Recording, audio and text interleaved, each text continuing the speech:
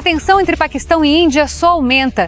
Neste momento, Islamabad ataca com força retaliatória seu vizinho. Segundo meios de comunicação locais, ao menos 4 bases militares indianas foram atingidas. Um conflito que se intensifica e aumenta os temores de uma guerra na região.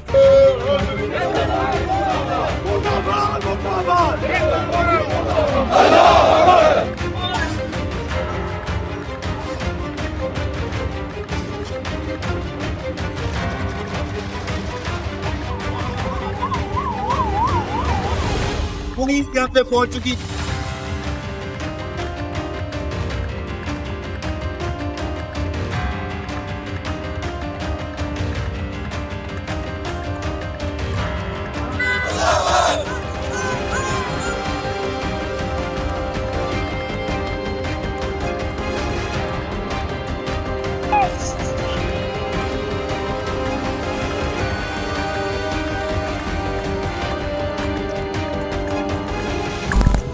O alerta que ninguém quer ouvir. Está tudo acontecendo agora. Guerras e rumores de guerras. Não, isso não é uma frase solta da Bíblia jogada ao vento. Isso é uma descrição cirúrgica do nosso mundo hoje, feita por alguém que viu tudo antes de acontecer. Jesus.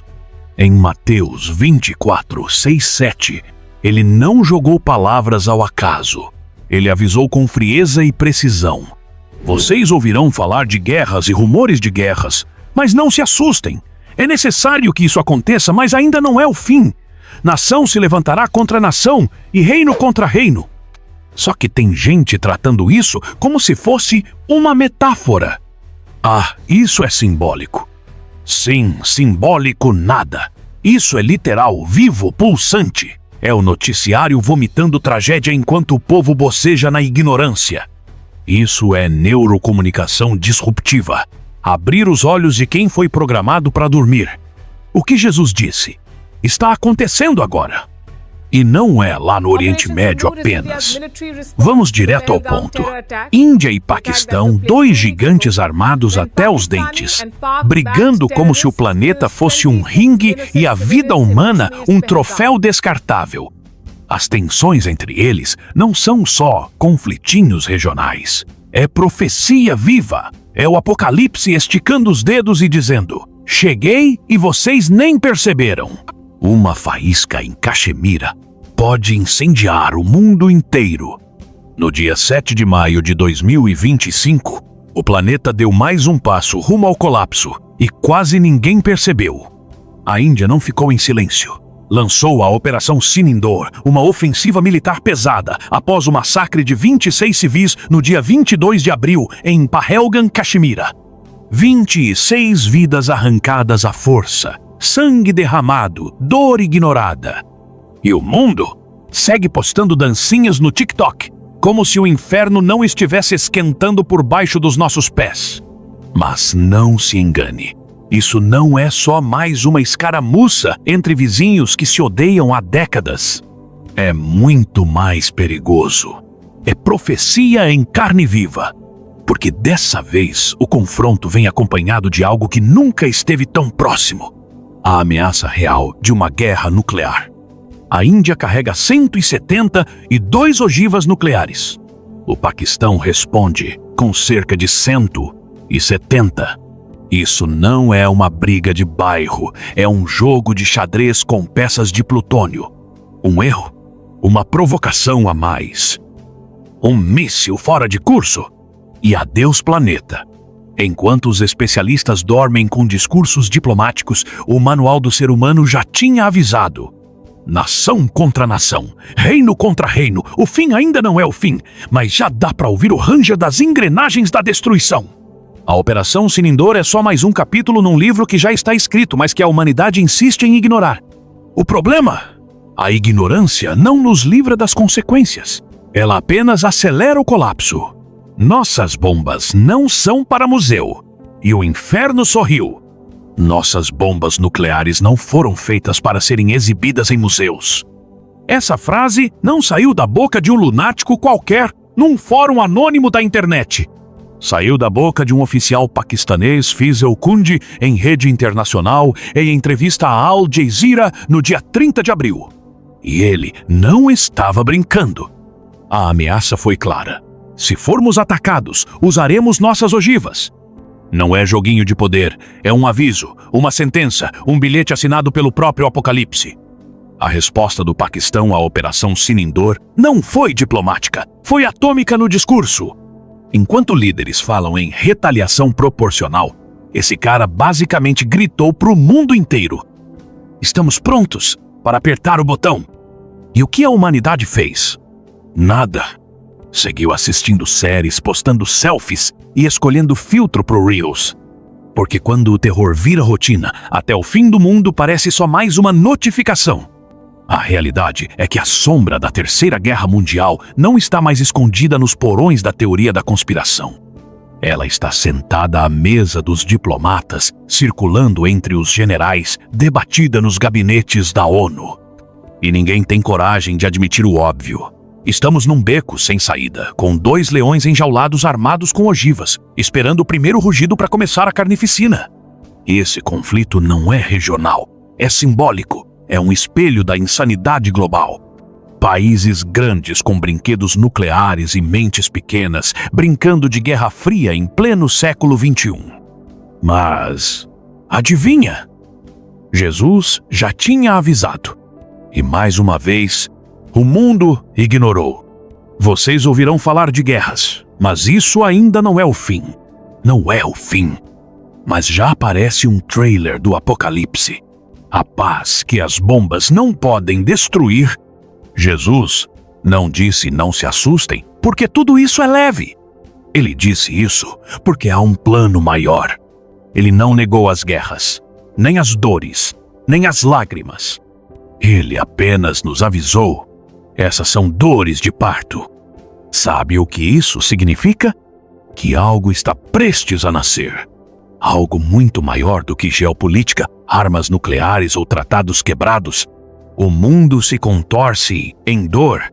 Mas quem vem é Jesus Cristo, o príncipe da paz, não da ONU, mas do céu.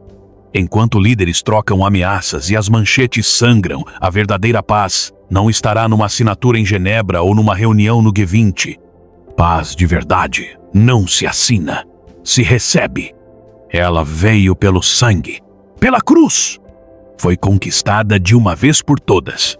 E ele mesmo disse em João 14, 27, deixo com vocês a minha paz dou a vocês, não a dou como o mundo dá. Não se perturbe o coração de vocês, nem tenham medo. Essa paz é uma bomba, mas ao contrário. Ela não destrói por fora, ela cura por dentro. Quando o caos aperta, ela não foge. Quando a guerra ruge, ela sussurra. Quando o medo bate, ela permanece firme. A paz de Cristo não depende da ausência de conflito, mas da presença de fé. Ela é a âncora no mar revolto, a luz que atravessa a noite, a calmaria no meio da bomba relógio mundial. E o melhor? Essa paz não é exclusiva para diplomatas, nem para os religiosos de vitrine. Ela é para todo mundo que decide entregar o controle e confiar no autor da história. Uma paz que ninguém consegue entender, mas todos precisam. A terra está em convulsão. As manchetes gritam, os líderes tremem. E nós, às vezes, só sabemos olhar para o céu e perguntar: o que eu posso fazer diante disso tudo? A resposta é direta, chocante e totalmente fora do padrão. Seja luz em meio ao blackout. A paz que Jesus dá não é paz de papel, nem de diplomata, nem de decreto.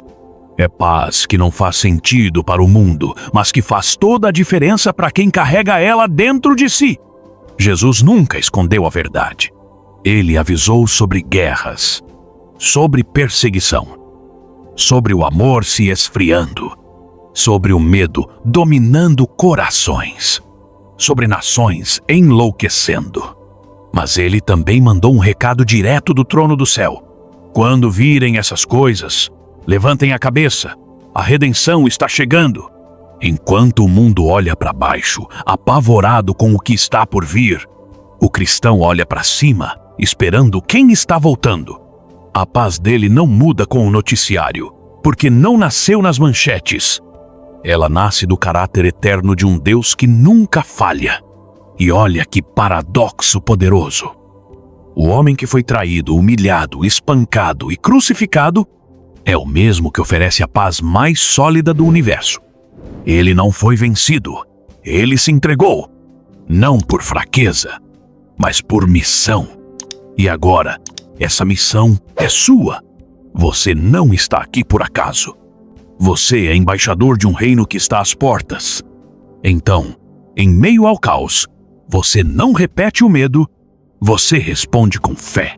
Você não entra em pânico. Você carrega a paz. Você não se esconde. Você anuncia que o rei está voltando. A promessa que o sistema odeia, mas ninguém vai conseguir parar enquanto os governantes brigam por petróleo, poder e palanques. Há um nome que reina soberano no silêncio do alto: Jesus Cristo. Ele não fugiu do mundo. Ele não está indiferente ao caos. Ele não abandonou seu povo. Ele está sentado à direita do Pai, intercedendo, esperando o tempo exato para descer em glória e justiça. E quando ele voltar, não será com discursos de ONU. Não será com cúpulas de paz ou G20. Ele virá para calar toda a guerra, esmagar todo orgulho e restaurar o que foi destruído pelo pecado. Apocalipse 21:4 não é poesia. Ele enxugará dos olhos toda lágrima.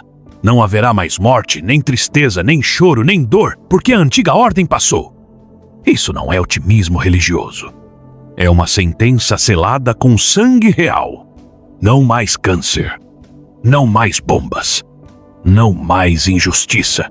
Apenas paz verdadeira, daquela que o mundo ridiculariza porque não consegue fabricar nem entender. O problema é que o mundo não quer paz, quer controle. E é por isso que as guerras não param.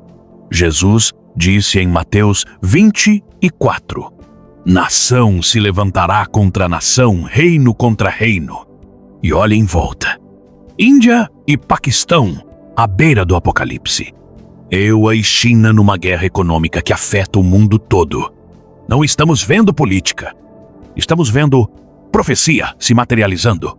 O que era só comércio virou disputa por domínio global. Eles não estão brigando por centavos. Estão brigando por quem manda no mundo. E enquanto isso, a paz mundial virou uma piada. As Nações Unidas parecem uma peça de teatro com aplauso comprado. E o povo continua sofrendo. Mas o rei está voltando. E ninguém vai impedir. As manchetes estão pregando o sermão que muitos pastores têm medo de falar. Isso não é sobre comércio. É sobre nações se armando até os dentes. É sobre as palavras de Jesus saindo das Escrituras e entrando no noticiário. É sobre o mundo à beira do colapso, fingindo que está tudo sob controle. Israel olha para Gaza. Israel e Hamas trocando fogo como se fossem peças num jogo que nunca acaba. Crianças enterradas sob escombros. Mães chorando filhos que nem entenderam por que estavam no meio de uma guerra. Isso não é paz. Isso é uma ferida aberta sangrando diante dos olhos do mundo. Irã, agora, adicione o Irã na equação. Tensão crescente. Provocações veladas. É como acender um fósforo num tanque de gasolina. Ucrânia e a Rússia. Desde 2022, a guerra com a Ucrânia não apenas continua, ela cresce em tentáculos invisíveis. Sanções, envio de armas, manipulação energética. E no fim, quem paga o preço são os pequenos. Comida mais cara, energia mais escassa, instabilidade no ar. O que parecia distante agora bate à nossa porta. As manchetes viraram sermões. Os jornais estão dizendo que muitos púlpitos têm medo de admitir. Jesus estava certo. Ele disse que haveria guerras e rumores de guerras. E nós estamos vendo isso, não como profecia futura, mas como realidade presente. Nada disso é coincidência. São os sinais claros de que a terra está em trabalho de parto. Está doendo, está gemendo, está avisando. Algo maior está para nascer. Mas, no meio dessa tempestade global, só uma verdade permanece em pé. A paz verdadeira não está nas mãos de nenhum presidente. Não será encontrada na ONU, nem em tratados de papel que o próximo míssil pode rasgar. A paz tem um nome: Jesus Cristo. Ele é o único capaz de trazer paz duradoura num mundo que só conhece destruição. E essa paz não é negociável. Não depende de acordos. Ela é eterna porque vem de alguém que não muda com as estações, nem se curva diante das potências. O retorno de Cristo, a esperança que não se atrasará. Não há portas fechadas que possam barrar o Rei dos Reis. Quando ele retornar, nenhuma burocracia poderá atrasá-lo. Ele não precisa de mesa de negociação. Não será uma decisão política. Será a reafirmação de sua autoridade, algo que ninguém poderá contestar. Ele não pedirá permissão para governar. Ele virá em poder e glória, não em silêncio e humildade. Será um retorno glorioso, sem nenhuma dúvida sobre quem ocupa o trono. A Bíblia não deixa margem para engano. Jesus está voltando. Esse mundo está gemendo, ansioso por redenção. E o céu se abrirá, a trombeta soará, e o Rei dos Reis descerá para cumprir sua promessa. Apocalipse 19 nos apresenta esse retorno não como um servo humilde, mas como um rei conquistador montado em um cavalo branco. Seu nome é Fiel e Verdadeiro. Ele não vem para negociar a paz. Ele vem para estabelecer a paz. Ele virá como juiz das nações. Ele porá fim a toda guerra. Ele silenciará todas as vozes da violência e ninguém poderá desafiar sua soberania. Ele estabelecerá um reino que nunca terminará. Não será uma paz frágil, negociada em tratados temporários. Será uma paz de justiça construída sobre sua verdade. Isaías 9:6 nos lembra quem ele é. Conselheiro maravilhoso, Deus poderoso, Pai eterno, Príncipe da paz. É quem ele é o que ele traz e é o que o mundo desesperadamente precisa. E é por isso que precisamos fixar nossos olhos nele. Quando o mundo treme, Jesus permanece inabalável. Quando o mundo se quebra, Jesus permanece inteiro. Quando a desesperança toma conta, Jesus enche nossos corações com fé. Preparação para o retorno de Cristo, vivendo com esperança e fé. Os sinais que vemos ao redor não são para nos aterrorizar, mas para nos preparar. Jesus disse em Lucas 21:28: quando essas coisas começarem a acontecer, levantem-se e ergam suas cabeças, porque sua redenção está se aproximando. As guerras aumentam. O mundo está se desfazendo diante dos nossos olhos. Mas tudo isso faz parte de um plano maior. O plano de Deus está se desenrolando precisamente no tempo certo. Cada profecia cumprida é um passo mais perto do glorioso retorno de nosso Senhor. O mesmo Jesus que veio pela primeira vez para nos salvar do pecado, voltará para nos salvar da destruição que este mundo experimenta. Ele virá para enxugar toda lágrima. Ele virá para pôr fim a toda guerra e trazer justiça a cada alma. Apocalipse 21:4 promete: ele enxugará toda lágrima de seus olhos. Não haverá mais morte, nem luto, nem choro, nem dor. Essa é a paz que estamos esperando, a paz eterna. Não é uma paz temporária, uma promessa vazia. É a paz que vem de Cristo. Portanto, não nos perturbemos. Como Jesus nos instruiu em João 14:27. Não deixem que seus corações se perturbem, nem tenham medo. Sejamos vigilantes, sejamos orantes, sejamos fiéis. O mundo precisa da esperança que carregamos. O mundo precisa da luz que brilha em nós. E acima de tudo, o mundo precisa saber que Jesus está voltando em breve. Vivamos como se fosse verdade. Preguemos como se fosse verdade. Amemos como se fosse verdade, porque o Rei está a caminho e sua paz nunca terá fim.